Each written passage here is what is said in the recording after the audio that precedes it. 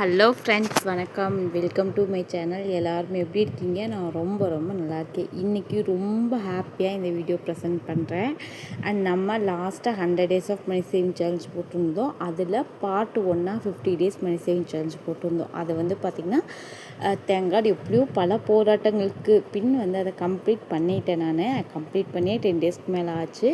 But ஆனால் அதை video எடுக்கிறது எனக்கு கொஞ்சம் டைம் இல்லை. ஸோ இப்போ பார்த்திங்கன்னா நான் இதில் தான் சேவ் பண்ணியிருந்தேன் அப்படின்றது உங்கள் எல்லாத்துக்குமே தெரியும்.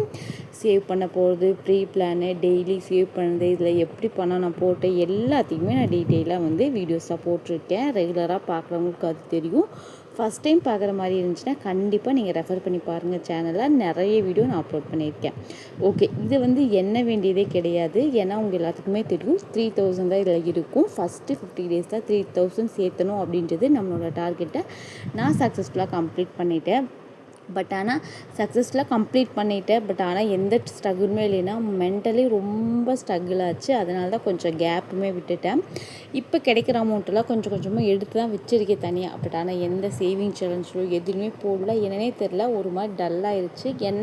நான் நிறைய மோட்டிவேஷன்லாம் வீடியோ போட்டிருக்கேன். பட் ஆனால் சம்டைம்ஸ் எனக்கே ஒரு டவுன் ஆன மாதிரி இருந்துச்சு. ஓகே அப்படின்ட்டு இப்போ மறுபடியும் ஒரு 10 days ரெஸ்ட்டு மாதிரின்னு வச்சுக்கோங்களேன். ரெஸ்ட்டு மாதிரி எடுத்துகிட்டு இப்போ கம்பேக் கொடுத்தாச்சு. இனி நான் அடுத்த சேவிங் சேலஞ்ச் பண்ண போகிறேன். இந்த சேவிங் சேலஞ்ச் என்னை எந்த வகையிலையுமே பாதிக்காத மாதிரி, எந்த ஒரு நாளும் மிஸ் ஆகாத மாதிரி சேவிங்ஸ் பண்ணணும் அப்படின்னு சூப்பராக ப்ரீ பிளான் பண்ணியிருக்கேன். ஓகேங்களா, அதை உங்கள் கூட ஷேர் பண்ணிக்க போகிறேன்.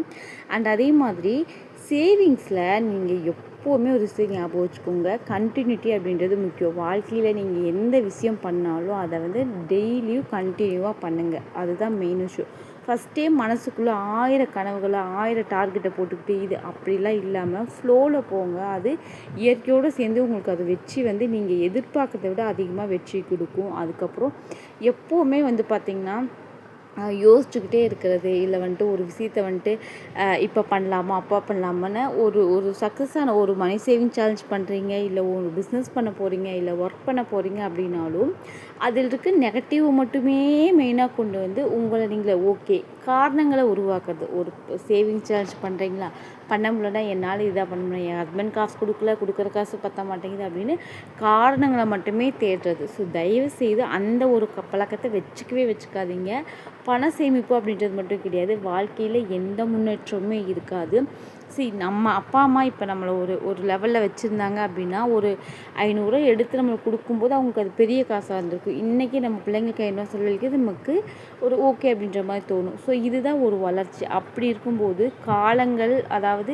காலங்கள் ஓட நம்மளும் பின்னாடியே ஓடணும். ஒரு 2 வருஷத்துக்கு முன்னாடி ஒரு பொருளை நம்ம வாங்கியிருக்கோம் அப்படின்னா இன்றைக்கி அதோட பொருள் மறைமுகமாக அழகாக ரேட்டு ஏறி இருக்கும். ஸோ அப்போது நம்ம அதுக்கு தகுந்த மாதிரி நம்ம நம்மளுடைய பண தேவைகளையுமே நம்ம நிறைய அதில் இம்ப்ரூவ்மெண்ட் பண்ண வேண்டியது இருக்குது. இங்கே நிறைய சொல்லலாங்க. பணம் இதில் பாசம் தான் முக்கியம், அன்பு தான் முக்கியம். அது இதெல்லாம் நான் சத்தியமாக நம்பவே மாட்டேன். அம்மாவாக இருக்கட்டும், மனைவியாக இருக்கட்டும், இல்லை கணவனாக இருக்கட்டும், நம்ம பெற்ற பிள்ளைங்களாக இருக்கட்டும், நம்ம பெற்றவங்களாக இருக்கட்டும், யாராக இருந்தாலும் பணம் அப்படின்றது ரொம்ப தேவை. இங்கே உங்களுடைய அன்பு, பாசம், காதல், உங்களுடைய எல்லாத்தையுமே நீங்கள் நிரூபிக்கணும் அப்படின்னா இந்த பேப்பர் இல்லைன்னா உங்களால் யாருக்கிட்டையுமே எதையுமே நிரூபிக்க முடியாது. உண்மையாக யோசிச்சு பாருங்கள். நீங்கள் இப்போ ஒரு 1000 ரூபாய்க்கோ இல்லை வேணாம் ஒரு 200 ரூபாய்க்கு ஒரு சேரீ எடுத்துகிட்டு போய் உங்கள் அம்மாவுக்கு ஆசையாக கொடுங்க. என்ன சொல்லுவாங்க, என் பிள்ளை எனக்காக கொண்டு வந்து. அப்போ அந்த 200 உங்கள்கிட்ட வேணும்ல, அந்த 200 நீங்கள் எப்படி இது பண்ணுவீங்க? அப்போ நீங்கள் ஓடணும், சம்பாதிக்கணும். அப்படி இல்லைன்னா வர்ற பணத்தை எப்படி சேவ் பண்ணணும்னு யோசிக்கணும். அதனால் யாராச்சும் தயவு செய்து இந்த ஒரு விஷயத்தை மட்டும் நீங்கள் யார் சொன்னாலும் நம்பாதீங்க. பணம்லாம் முக்கியம் இல்லைப்பா, பாசம் தான் முக்கியம்னு. எஸ், பாசம் முக்கியம் தான், நான் இல்லைன்னு சொல்லவே கிடையாது. ஆனால் பாசத்தை நிரூபிக்கிறதுக்கு கூட இங்கே பணம் தான் தேவை. இதை ரொம்ப நான் சொல்லும்போது ஒரு மாதிரி எப்படி சொல்கிறது, ஒரு மாதிரி ஸ்ட்ரிக்டாக பேசுகிற மாதிரி தோணும், இல்லை ஒரு மாதிரி என்னடா இப்படின்னு தோணும். ஆனால் இது நிதர்சனமான உண்மை, யாருனாலையுமே மறுக்கவே முடியாத உண்மை இது. சரிங்களா? அதனால் அதை நீங்கள் புரிஞ்சுக்கோங்க. பல கேட்டகரிஸ் இருக்கும். பணத்தை சேவிக்கிறத பொறுத்த வரைக்கும் பல கேட்டகரிஸ் இருக்கும். அதாவது ஒரு சில பேர் எப்படின்னா நிறைய பிஸ்னஸ் பண்ணுவாங்க, குட்டி குட்டியாக பிஸ்னஸ் பண்ணுறது, வேலைக்கு போயிட்டு வர்றது, இந்த மாதிரி பண்ணுவாங்க. இது மாதிரி ஒரு கேட்டகரி. இது இப்போ என்னால் பண்ண முடியாது சிஸ்டர்.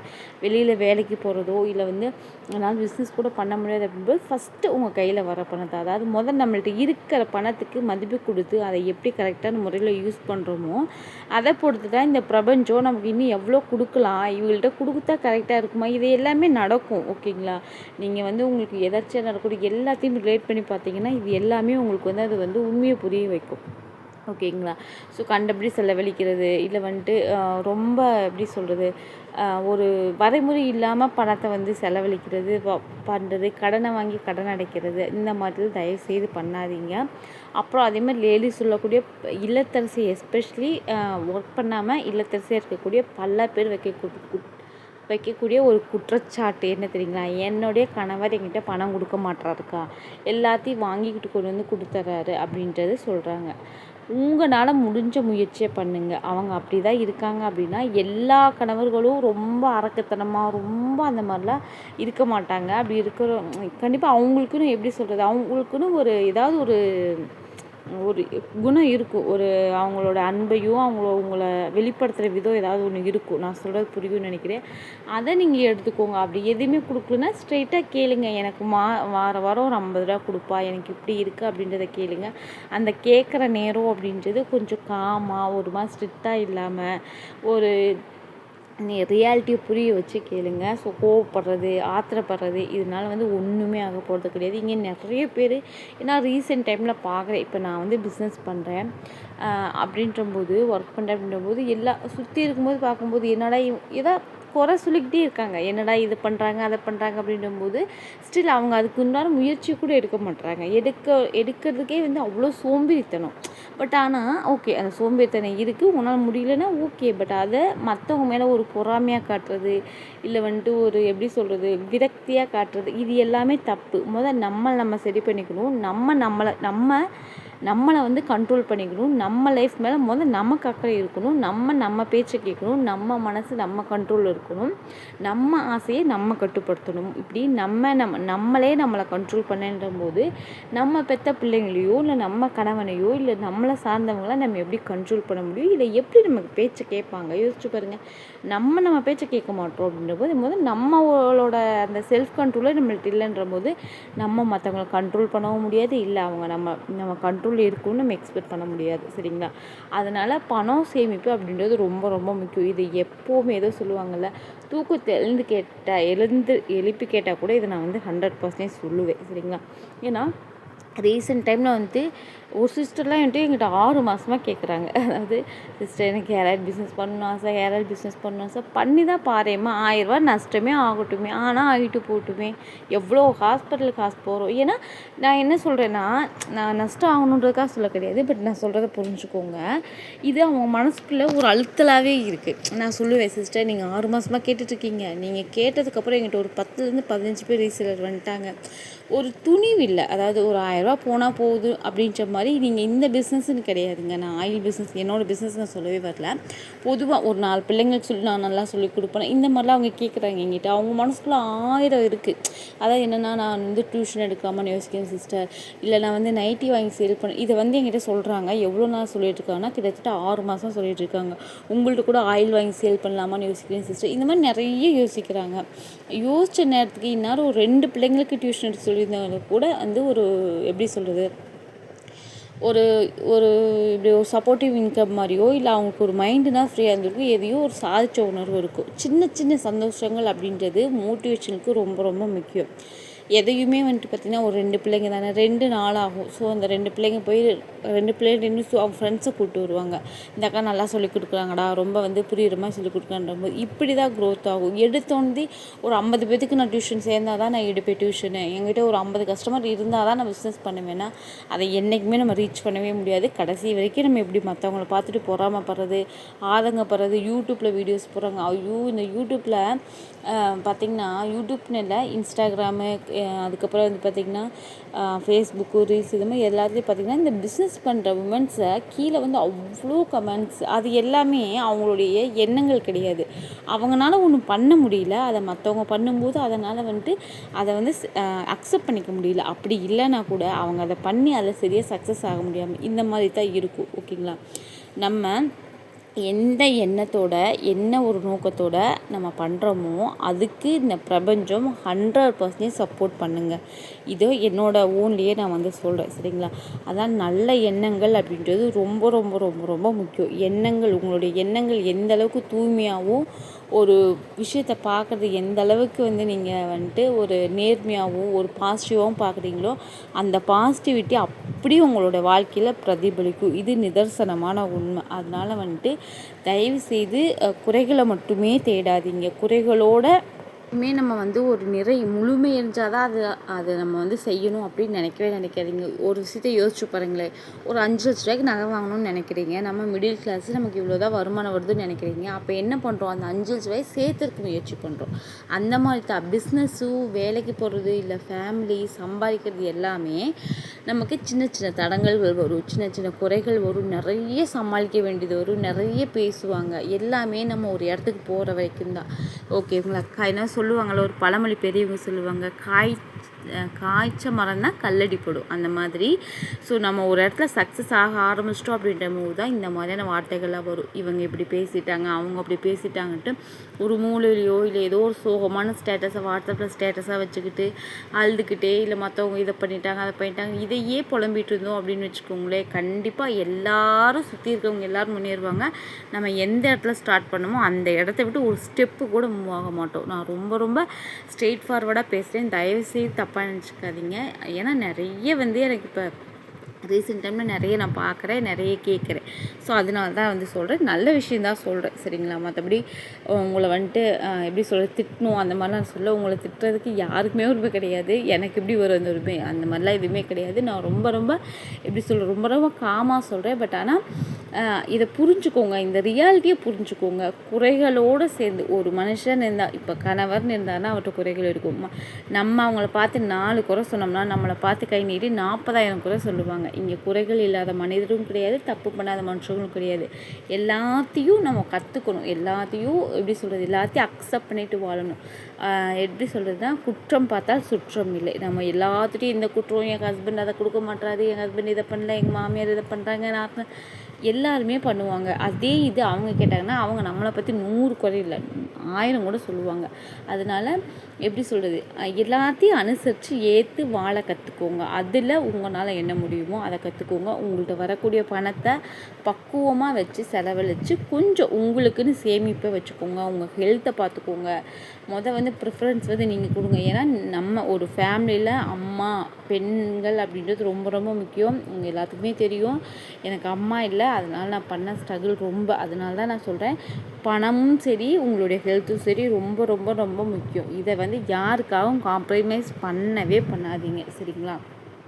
ஏன்னா அதுக்கப்புறம் எல்லாத்தையும் அனுபவிச்சதுக்கப்புறம் எல்லாத்தையும் நம்ம கண்ணார பார்க்குறோம். இன்றைக்கி சோசியல் மீடியா எல்லாத்தையுமே நமக்கு கொண்டு வருது.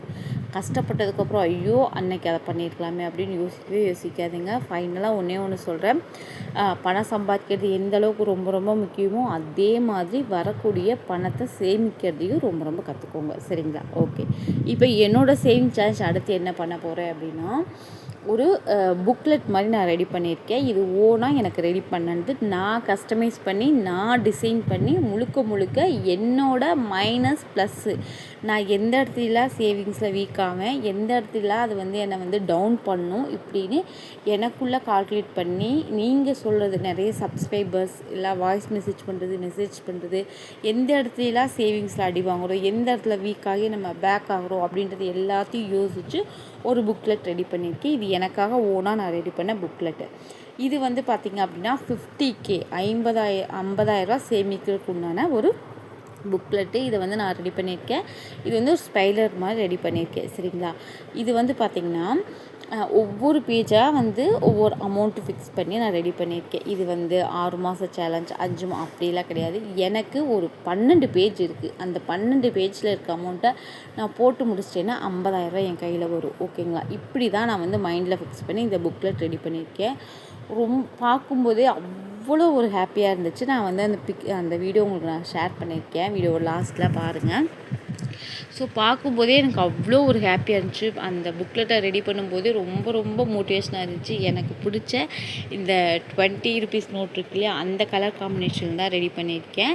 அண்ட் முழுக்க வந்து பார்த்திங்கன்னா சின்ன சின்ன அமௌண்ட்டை வச்சு, அதான் நான் சொன்னேன்ல, ஒரு 12 பேஜ் நம்ம வந்து சேவ் பண்ணிட்டோம் அப்படின்னா, நம்ம வந்து அதை ஃபுல்லாக அடித்து முடிச்சிட்டோம் அப்படின்னா நமக்கு 50,000 கிடைக்கும். ஓகே, இந்த காசு சேர்த்து என்ன பண்ண போகிறேன் அப்படின்னா, என்னோடய இப்போ இருக்க மிகப்பெரிய டார்கெட்னால் என்னோடய 8 lakhs லோனை நான் க்ளோஸ் பண்ணணும். அதுக்காக மட்டும்தான் இதை பயன்படுத்த போகிறேன்.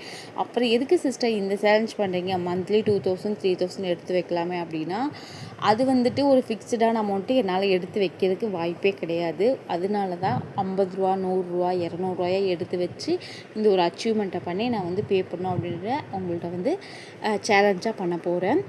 இதை லைவாகவே வந்து டே டு டே லைஃப்பில் எவ்வளோ அமௌண்ட்டு போடுறேன், எப்படி போடுறேன்றது எப்பயும் போல் வீடியோவும் ஷேர் பண்ணுவேன், ஷார்ட்ஸாகவும் ஷேர் பண்ணுவேன். சரிங்களா? அண்ட் அதே மாதிரி வந்து பார்த்திங்கன்னா, இது வந்து பார்த்திங்கன்னா இனிமேல் ஒவ்வொரு நாளும் வந்து பார்த்திங்கன்னா நான் அமௌண்ட்டு போடுறத வந்து உங்களுக்கு நான் வந்து வீடியோவாக ஷேர் பண்ணிடுவேன். அண்ட் அந்த அமௌண்ட்டை எப்படி எடுத்து வைக்கிறேன் அப்படின்றதையும் லாங் வீடியோவாக ஒரு 3 days 4 days கழிச்சு எப்பயும் போல் ஷேர் பண்ணிடுவேன். இந்த புக்லெட் வந்து பார்த்திங்க அப்படின்னா முழுக்க இந்த புக்லெட்டோட ஃபுல் வியூ உங்களுக்கு நான் காட்டுறேன். பாருங்கள், ரொம்ப இன்ட்ரெஸ்ட்டாக இருக்கும். இதுதான் அது. ஸோ 50K சேலஞ்சுன்னு சொல்லி நான் எனக்காக டிசைன் பண்ணி ரெடி பண்ணுறது. கண்டிப்பாக மறக்காமல் கமெண்ட்டில் சொல்லுங்கள் இந்த புக்லெட் எப்படி இருக்குது, இந்த டிசைன் எப்படி இருக்குன்ட்டு. அண்ட் இதில் நான் சொல்லியிருந்தேன் இல்லையா என்னோடய வீக்னஸ்லாம். இப்போது என்னென்னா, ஒரு நாள் அமௌண்ட் வரும், ஒரு 2 days நம்மளுக்கு வந்து அமௌண்ட்டே எதுவும் ரொட்டேஷன் ஆகலைன்னு வச்சுக்கோங்களேன், நம்ம வந்து பார்த்திங்கன்னா வீக் ஆயிடுவோம். அது ஓகே, நம்ம இங்கே 2 நாள் போடலாம் அப்படின்ற போது ஒரு கேப் எடுப்போம். ஸோ அந்த கேப்பை ஃபில் பண்ணுறதுக்காக ஃபஸ்ட்டு பேஜில் வந்து பார்த்திங்கன்னா இந்த மாதிரி 1 ரூபி காயின் 5 ரூபி காயின் வச்சுருக்கேன். ஓகே, இன்றைக்கி என்கிட்ட எந்த அமௌண்ட்டுமே வரலன்னு வச்சுக்கோங்களேன். ஃபார் எக்ஸாம்பிள் இன்றைக்கி எனக்கு ஒரு 3 நாளைக்கு எந்த அமௌண்ட்டுமே வரலன்னா ஒரு 1 ரூபி போட்டு நான் கிளிக் பண்ணிக்குவேன். அப்போது என்ன ஆகுன்னா, சைக்காலஜிக்கலாக அந்த கண்டினியூட்டி எனக்கு இருக்கும். நான் எந்த இடத்துலையும் வந்து அதை வந்து மிஸ் பண்ண மாட்டேன். இது ஒரு டெய்லி பண்ணக்கூடிய வேலை. எப்படி ப்ரஷ் பண்ணுறனோ, எப்படி வந்து காலையில குளிக்கிறோமோ, இந்த மாதிரி வந்து டெய்லி பண்ணக்கூடிய ஒரு வேலையாக இருக்கணுன்றதுக்காக முழுக்க இந்த மாதிரி ஒரு ஃபஸ்ட்டு பேஜில் மட்டும் இந்த காயின் மாதிரி போட்டு ரெடி பண்ணியிருக்கேன். அண்ட் செகண்ட் பேஜில் எப்பயும் போல் சேலஞ்சு. இதை நீங்கள் மல்டிப்ளாக யூஸ் பண்ணலாம்.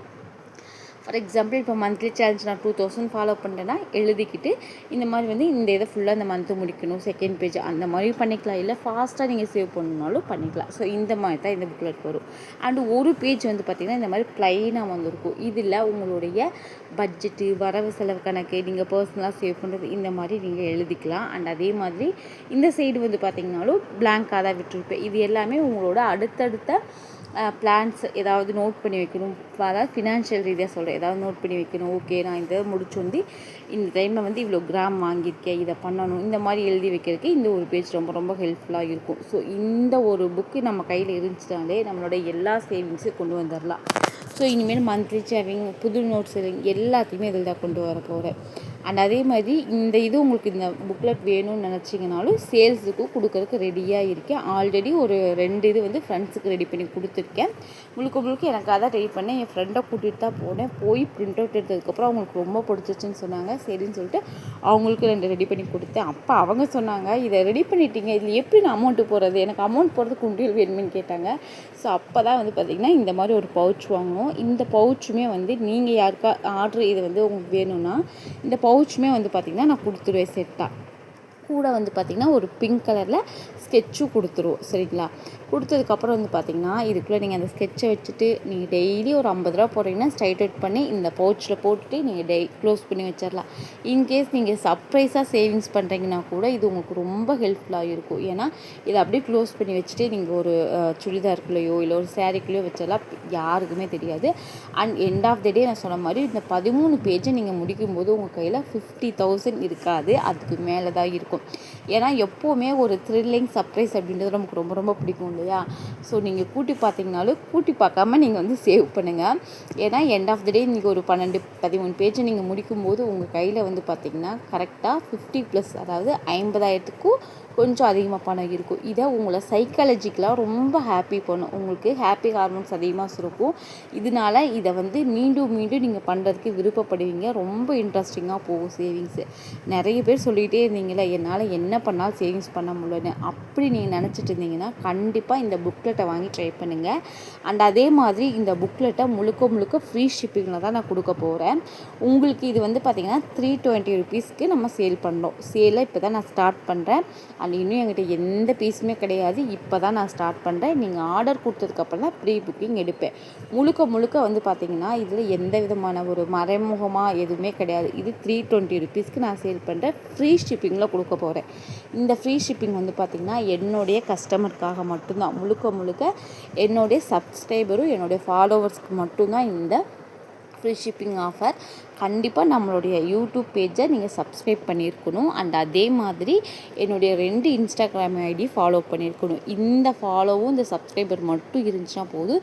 ஸ்க்ரீன்ஷாட் அனுப்பிச்சிங்கன்னா போதும். இதை 320 ருபீஸ்க்கு நீங்கள் ஃப்ரீ ஷிப்பிங்கில் வாங்கிக்கலாம். அண்ட் இது மட்டும் கிடையாது, இது கூடயே இதை ஒரு பவுச்சும் இந்த ஸ்கெட்சு, இதை விட ஸ்கெட்சு வந்து கொஞ்சம் பெருசாகவே இருக்கும். நான் ஆர்டர் போட்டிருக்கேன், நெக்ஸ்ட் வீடியோவில் காட்டுறேன். ஸோ இது ரெண்டையும் சேர்த்து நீங்கள் 320 ருபீஸ்க்கு ஃப்ரீ ஷிப்பிங்கில் வாங்கிக்கலாம். சரிங்களா? அண்ட் அதே மாதிரி ஹேர் ஆயில், நம்மளோட ஹேர் ஆயில் வேணும்னு நினச்சிங்கனாலும் 250 ml இப்போ வந்து பார்த்திங்கன்னா ஃப்ரீ ஷிப்பிங்கில் கொடுத்துட்ருக்கோம். இந்த ஃப்ரீ ஷிப்பிங் ஆர்டரை நீங்கள் யூஸ் பண்ணணுன்னா கண்டிப்பாக வந்துட்டு நம்ம சப்ஸ்கிரைபர் என்னோட சேனலை சப்ஸ்கிரைப் பண்ணியிருக்கணும். சேனலை சப்ஸ்கிரைப் பண்ணி எனக்கு ஸ்க்ரீன்ஷாட்டும் அதே மாதிரி வந்து பார்த்திங்கன்னா என்னோடய 2 இன்ஸ்டாகிராம் பேஜையும் நீங்கள் ஃபாலோ பண்ணியிருந்த ஸ்க்ரீன்ஷாட்டும் அனுப்பிச்சிங்கன்னா இந்த சேவிங் பிளானரும், ஸோ நீங்கள் 250 ml ஹெர்பல் ஹேர் ஆயில் வாங்கினீங்கனாலும் ஃப்ரீ ஷிப்பிங்கில் கொடுத்துருவேன். இது வந்து அதாவது எப்படி சொல்கிறது, ஃப்ரீ ஷிப்பிங் அமௌண்ட்டை வந்து ஹேர் ஆயிலையோ இல்லை பிளானர்லையோ வச்சு அந்த மாதிரிலாம் கிடையவே கிடையாது. முழுக்க முழுக்க என்னோடய காசை போட்டு நான் வந்து உங்களுக்கு பார்த்திங்கன்னா ஷிப்பிங் சார்ஜஸ் பே பண்ண போகிறேன். இதனால எனக்கு என்ன பெனிஃபிட் நீங்கள் கேட்கலாம். எனக்கு ஃபாலோவர்ஸ் இன்க்ரீஸ் ஆவாங்க. அதுதான். உங்களுக்கு பிளானர் தேவைப்பட்டாலும் சரி, உங்களோட hair oil, herbal shampoo, herbal hair dye எது தேவைப்பட்டாலும் ஸ்க்ரீனில் தர வாட்ஸ்அப் நம்பருக்கு மெசேஜ் பண்ணி ஆர்டர் பண்ணிக்கோங்க. Free shipping offer.